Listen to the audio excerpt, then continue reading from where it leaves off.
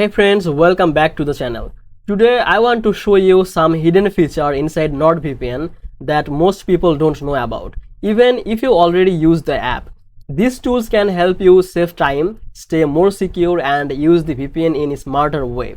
As always, check the description below, has the latest link to NordVPN if you want to try it or check updates and discounts.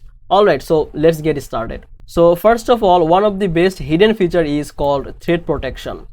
So it's more than just a VPN, it blocks ad, tracker and even stop harmful websites. You don't need to use a separate ad blocker anymore. Just turn it on in the settings and it works even when the VPN is off. Second thing is the meshnet function.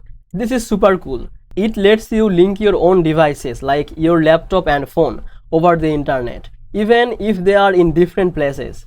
So you can use it to send files, play games or even remote into your home PC. And it's private because it's still using VPN level encryption. Third thing is the off-faceted servers. If you are in a country where VPN are blocked or don't work well, this special server can help you a lot. It hides the fact that you are using a VPN. Just go to the settings and choose these servers if normal one don't work. Fourth feature is the split tunneling. This lets you choose which app use the VPN and which one don't. So for example, you can watch Netflix through the VPN but keep your banking account or banking app outside of the VPN. It saves speed and helps you to customize better. And the last thing is the dark web monitor. NordVPN can scan if your email is found in a data breach.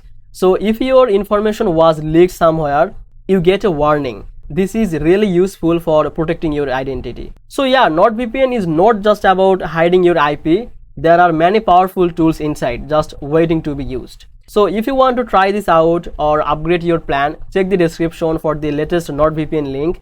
I always keep it updated. So thanks for watching. Don't forget to like and subscribe this channel. I will see you in the next video.